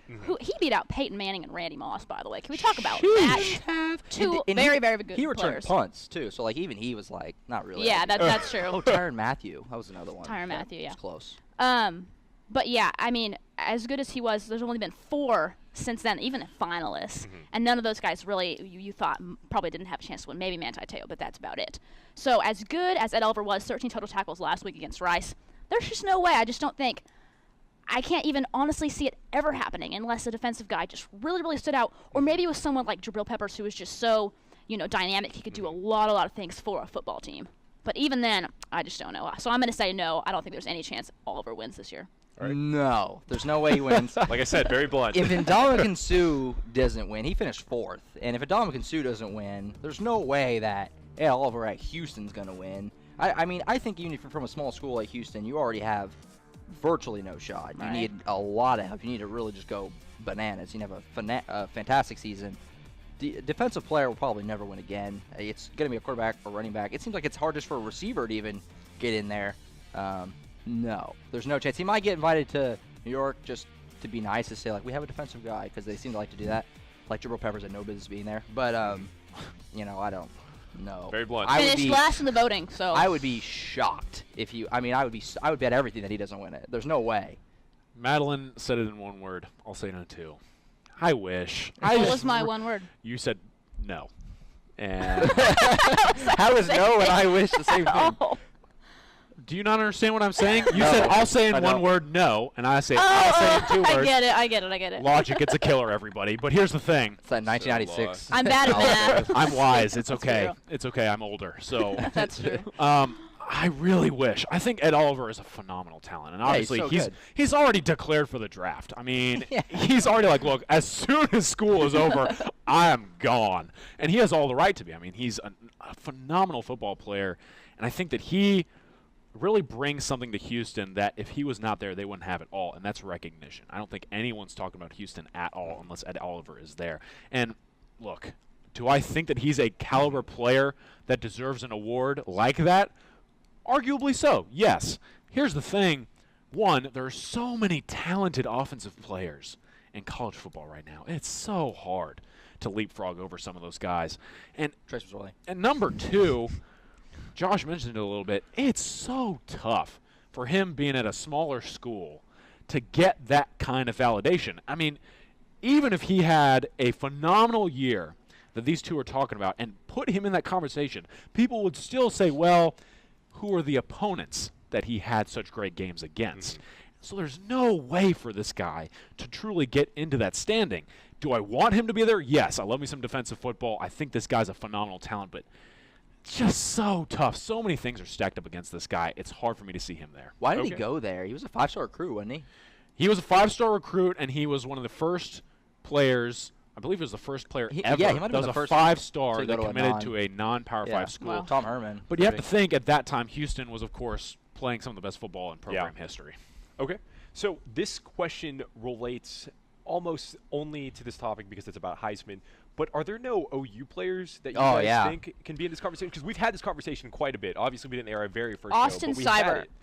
Austin Seibert, guys. He's also known for one start, but he's got a shot. No, I said last week that I think Kyler and Rodney both have a great shot to go to New York. You said a lot of guys last week. But Kyler and Rodney are for real. Yeah, Josh has got like 3 dudes that he's banking on, so that if one strikes, he's got Trace McSorley is winning the Heisman.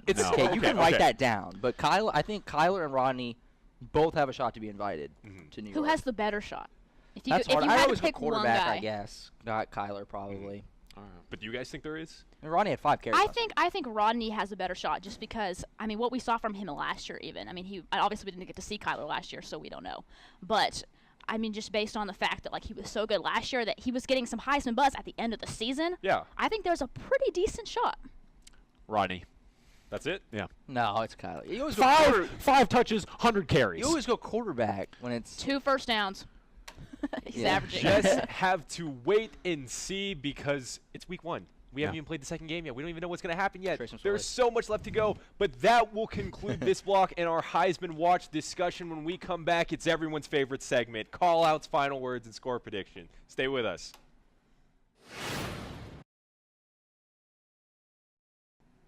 Welcome back to Game Day U. It is our concluding segment as we sit in front of the Palace on the Prairie. It is final word, call-out, and score predictions.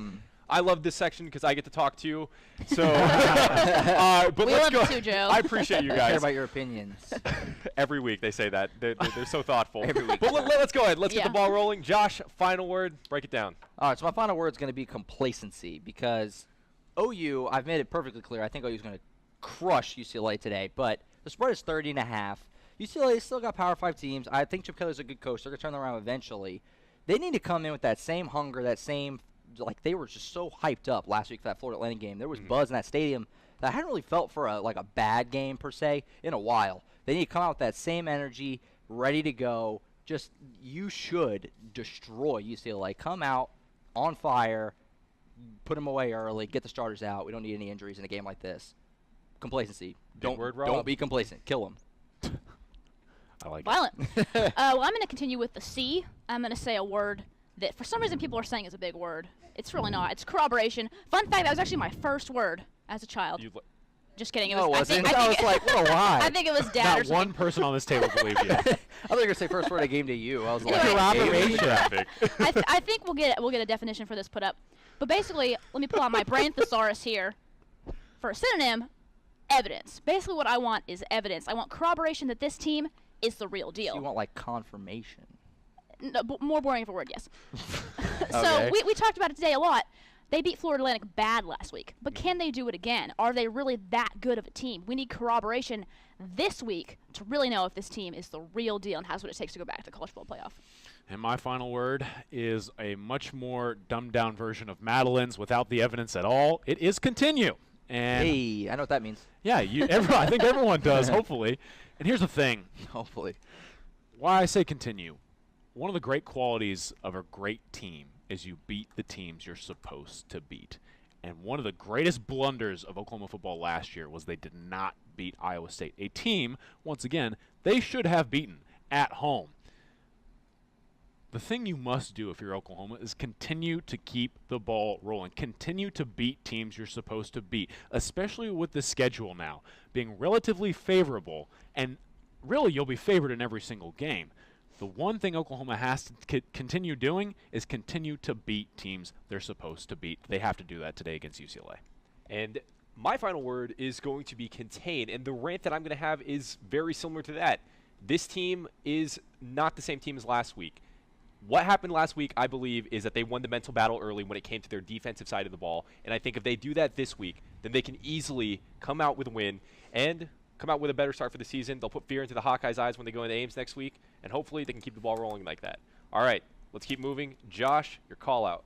I'm going to call out Lee Morris because Lee Morris, it's a good story. Got put on scholarship this week. He had the block punt and the long touchdown.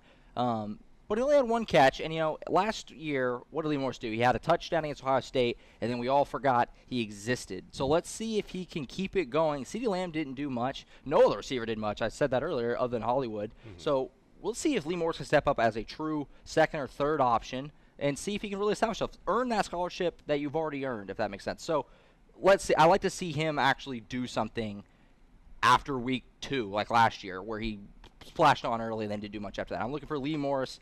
Earn that scholarship, keep on playing well, make an impact. Lee Morris. Interesting. I'm going to call out CeeDee Lamb. He's a guy that last season we saw a lot from. He played really, really well, but then Marquise Brown kind of overshadowed him a little bit, as he did last week. Last week he had 2 catches for 43 yards, which is pretty good, and obviously most of the offensive starters and defensive starters for that matter were not out there in the second half, so he probably would have had more. But I want this guy to really step up, have a lot of catches. It's going to be tough if Marquise Brown is the only really good wide receiver on this team, because the defenses are just going to stick their best guy on him. It's really good if Kyler Murray has at least 2 weapons to go to, so CeeDee Lamb, I'm looking for you to step up this week. Yeah, even then, too, I would say Grant Calcaterra is a guy to watch, too. He's playing on a bunch of his Cali buddies. My call-out This one's a guy that I think that really has to step up and prove something to Sooner fans. Mark Jackson. Look, Oklahoma did not just lose 2 Jack linebackers. They lost 2 really, really good ones. Jalen Redmond came in as a freshman that went from a 3-star guy and in about 3 months turned into a 5-star with all the potential in the world. Addison Gums came into the University of Oklahoma at about 6'3", 217 pounds. He is now at 6'4", 256, and everyone talked about how he might just be the next great pass rusher at OU. They're both out. And who is left? A guy that no one talks about, and honestly, deservedly so, Mark Jackson. What does this guy do? There are plenty of options to take this guy out of the football game. They could move Ronnie Perkins there. They could potentially move Caleb Kelly to the Jack. But Mark Jackson needs to solidify his spot today, shore up that Jack linebacker, and make an impact in the game against UCLA. Shore up that position and prove that you're the Jack linebacker moving forward. Small point that I didn't think that we got into because you just brought up Calcaterra. He didn't get any scholarship offers from these schools in California. He wasn't really looked at. So it's insane. This is a pretty big game, so a little mini call out to him. Yeah. But my call out is simply going to be the offensive line. We talked about this earlier. There were parts last week where we didn't really get a taste of what they could do. I think that this front seven that they're playing this week is very exploitable, and I think the run game that they have with all of their running backs can easily put up some big numbers, make this a quick game, and, like I said, score some points. Lincoln Riley, he knows how to score. They're going to be the ones who are going to be the gatekeepers to them getting that big result. All right, let's finish this off, Josh. Score predictions. All right, if you've been watching the show, you should know I think this is going to be a hideous game. I think OU wins 59-20. I think this will be very similar to last week. It'll be 35 to 7.5 or something like that. It's something ugly. Kyler won't play much in the second half at all. UCLA gets some garbage points. 59-20, OU wins easily. One of my goals this year is to nail a score prediction. I want to get one exactly right. Last week, not off to a good start. Yeah, I'm 0 for 1. I was really, really wrong. But I'm going to say 55-17 Sooners. I think we see a similar game to last week. I think the Sooners are just so much better than this Bruins team that lost last week to Cincinnati. Big win for Sooners You today. giving Seibert 2 field goals there, or are you saying he misses an extra point? I'm going to say 2 field goals. All right, cool, yeah. She's boosting your boy. There we go. There we go. All He right. needs to make a field goal today. Yeah, I'd like to see something out of Seibert today. 49-17 for me. I mean, I don't think this one's going to be close. I don't need to elaborate on what Josh has said the entire show today. UCLA is not a good They football stink. team. They're not very good right now, and I think UCLA knows that, and that will play into the hand of Oklahoma today. 49-17. I think Lincoln Riley's got some stuff, and Chip Kelly, he may have some tricks up his sleeve, just like I thought Lane Kiffin might, but I don't know if Chip has the guys to execute those plans. 49-17 Sooners. Real quick, real simple, 52-21. Lincoln, in his history as a coach on the OU coaching staff, has put up big numbers. I think this is the perfect team to do it against, and I think he's going to do it again today. Perfect. All right, guys. Before we get into it, before we head out and we get ready for the game and we send it off to this team right back in the studio, do you guys have any final thoughts before we head off?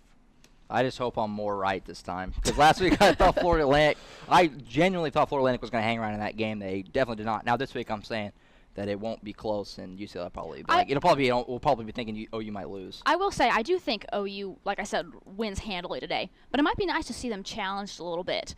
Especially they have that road game against Iowa State next week, who is going to be probably a pretty good team. That's a sneaky game. It is a sneaky game. So, I mean, part of me wouldn't be too disappointed if UCLA scores more points than we're thinking, just so the defense especially is more challenged today. I think the biggest thing in this game today is what Oklahoma does to themselves. I think that really the only way that Oklahoma loses this game or even really blunders is if they try and beat themselves. Too many penalties. They have to be disciplined today. Make sure you're not messing up. Go out, execute, focus on your job.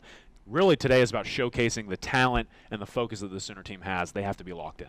Yeah, Okay. that goes back to my word. I said complacency. I was like, come out ready to go. Try to go make it ugly. Try to blow them out. If they come out, kind of sleepwalking, UCLA is good enough that they could scare them a little. Beat a team you're supposed to beat. Yes. You think it's that simple? Yep. There's not much to it? Yes, if OU plays even half as good as they can, this will be a blowout. I think we haven't talked about penalties much, but you brought it up. That's a thing that this team struggled with last year. They did. A lot of penalties just killed them in Yeah. games.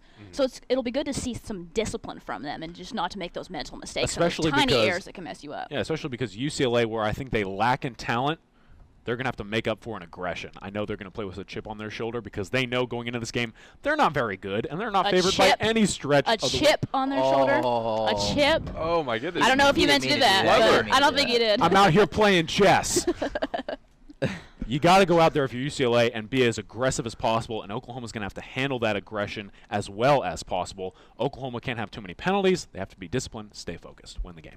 I hope it's that simple. I hope it's a good result and that we can talk about this next week and talk a little more about the intricacies of their game. But we'll just have to wait and see. Yeah. That will be it for us here in the studio. We're going to send it down to our other studio team to talk and to conclude it. We'll see you guys next week. Thank you so much.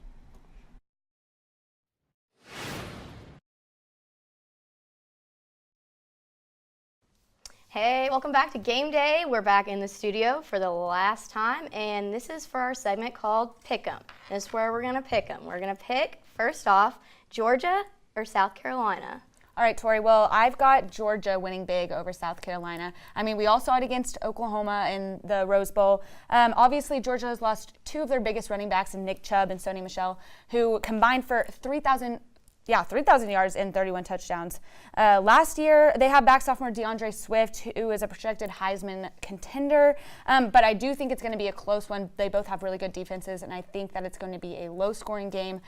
Jake Fromm, I think, is going to stand out tonight against South Carolina as quarterback. I'm also taking Georgia in this game. The only concerns I had for Georgia were they have a very young second half of that secondary. They have 2 returning players that are going to be veterans for them that can kind of help out, but they have a mixture of about 5 or 6 guys that they're going to kind of rotate in and see who works. And I think they're going to be put to the test against a guy named Deebo Samuel. A lot of people actually have him as one of the most underrated players in college football. Kirby Smart actually said that. He's actually very worried about him, and he's excited to get to play against a player that strong. And then Brian McClendon, he used to be an offensive coordinator at Georgia, and now he's over at South Carolina. So those are all things that can actually make this game very interesting, in my opinion. And I think it's going to be a lot closer than it should be because Georgia has top 3, maybe even the best talent in all of college football. A couple very high recruiting classes, maybe the top recruiting class this year. And they're still going to come out with a victory, but I think it's going to be a very close one. But Jake Fromm gets it done. Guys, it's Georgia. Easily, come on, it's one of the best teams in the nation.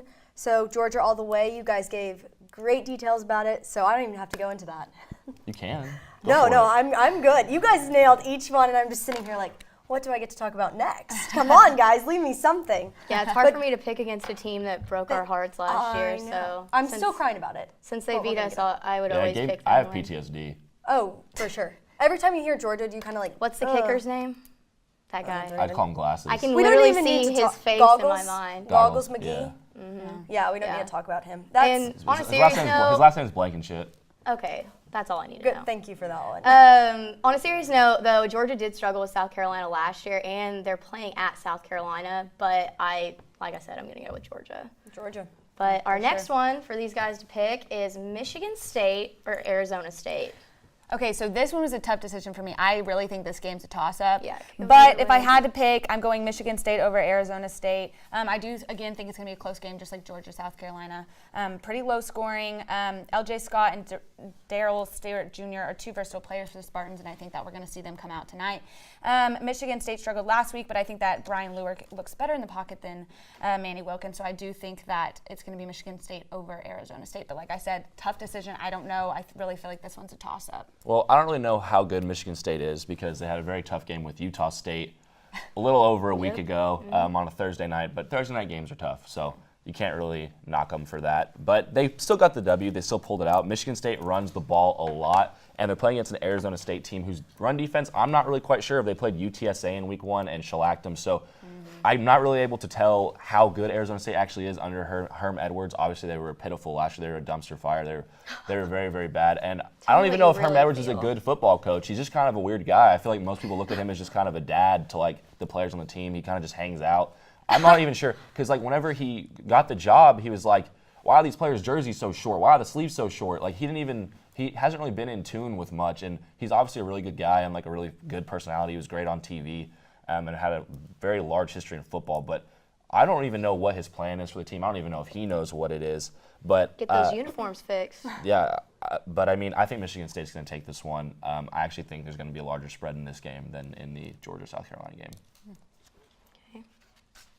Guys, I'm going to be straight up. Honestly, no idea. Huge college fan, love college games.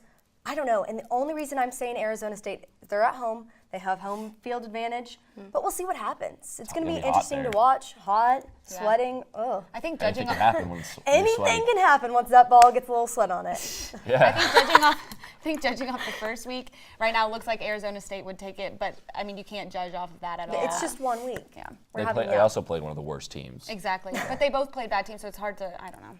Yeah, we'll see. That was a tough game to pick for me. Well, here's the best one right now. Yeah. Go for it. It's about to be me, Wait, who do me you versus got? Spencer, so. On what? You take Michigan State? Oh, yeah. Oh, yeah. Come on, it's a good Arizona. pick. I usually like to. pick. I like to go with I the was in your home spot team last week. on the the only one who picked on the Spencer. ones that are toss-ups, but yeah, Michigan State. But our next one is USC or Stanford, and Fight on. I know what Fight Lauren's on. gonna pick. So obviously last week I picked Bryce Love to win the Heisman. And I know that Spencer's going to totally just go against everything I'm about to say, but I don't think that USC has anything on the KJ Costello and Bryce Love duo or the Costello and JJ Arcega-Whiteside. So I think, honestly, Stanford also has a better defense, especially on the secondary. And USC, again, another one of those overrated teams, in my opinion, just like LSU. So I just can't wait to see how Spencer counteracts this. Well, I'm going to pick USC. And Because he's from California. Yeah, I am. And I think that USC has a much better team this year than people give them credit for. Last year, they would have been a team that could have made the playoff if their offensive line was anything short of elementary at all. JT Daniels had his very first career start last week. Slow start, but ended up actually having a very, very good first game, I think. And then Aka Cedric Ware and Stephen Carr playing running back will pick apart the nerds over at Stanford. They'll just run right through them. They won't have any issues. And the last 5 times they played, the team that runs the ball more effectively, the team with the most rushing yards, ends up winning that game. Stanford is 3-2 in the last 5. They have had better running backs, in the more recent past. They've had better running backs, but I think that today the USC tandem can be much better than Bryce Love, who had what, like? Yeah, I know. Last week was a bad week. Your Heisman pick had like what, 30 yards? Yeah. We know. We know. Slow start for the Love train, but Love train. I think that USC gets it done. If you contain Bryce Love, you will win the game. I agree with that. I will say, as long as Bryce Love is contained, I think it'll be fine. But I still have Stanford. Stanford all the way. But it's going to be a pretty even game, and that's all I have to say about it. Even game. Stanford's at home. Once again, home field advantage. Yeah. Okay, guys. What are your upsets this week? Okay, well, I just want to preface this. Please, somebody give me a good one. Last like App State over Penn State. Last week, I picked Maryland over Texas. We all saw what happened there. Come on, you were like on it with I know, your I was on picks. it, I'll say. Lauren, you should have actually you're so been. smart. How are you so You smart? can see in the future. Yeah, I could just see. But this is you. about to be probably a hotter take than last week. Oh, I love hot takes. We actually made the show after the games ended. We just cheated. No, we People didn't. don't know that. Even try. We So, picked you to win. I'm last picking week. Big 12 tonight. I'm picking K-State over Mississippi State. Now, this is a very controversial, I think, even for me. I don't know. But the Wildcats return. Watch it. 8 offensive starters from last year. They're at home. I think that's a big advantage, as Tevis has said. I think as long as Kansas State's defense can hold Mississippi State's offense, I think Kansas State will outscore Mississippi State, despite what happened against South Dakota last week. I think that we can expect a totally different team, K-State team from Bill Snyder this week. And I just don't think that Nitz Fitzgerald has a lot of help in the receiver position, and I don't know. It's a very hot take, and I'm not exactly sure, but Sizzling. We'll see. I mean, I don't even know if Bill Snyder knows what's going on in the game, so he might not even know if they win or lose, so it doesn't really matter. Look, I'm just going Big 12 here. Yeah. A Okay, lot of Spencer, people upset me. a lot of people don't have Clemson losing before the playoff. Yeah. A lot of people think they're the best team in college football. A lot of people think that their D-line is one of the best D-lines that have ever played in college football. But I think that if they're going to lose this year before the playoff, it's going to be today against Texas A&M. And that is because Jimbo Fisher is the coach of Texas A&M, and he has had to play them almost every year. He is 4-4, I think, against Dabo, and I mean he has lost the last 4, but we're not going to talk about that. But he just came from playing them every year. A&M has a very great run game, so maybe they can get through that very great defensive line. They ran for over 500 yards last week, and they had 2 extra days of sleep and prep and rest because they played earlier last week. And a cool stat about this game is that Clemson, they're going to be the highest ranked team to ever play a non-conference game at Kyle Field. So it's going to be a very big stage, actually the biggest stage for a non-conference game that's ever happened at Texas A&M's home. And I think that they'll be able to get it done. Wow, that is a hot take. You feel that? I really do. Starting to sweat a little bit? I mean, I had Jimbo Fisher last week as my coaching change, so I mean, I have confidence in A&M, but I don't think they're going to beat Clemson.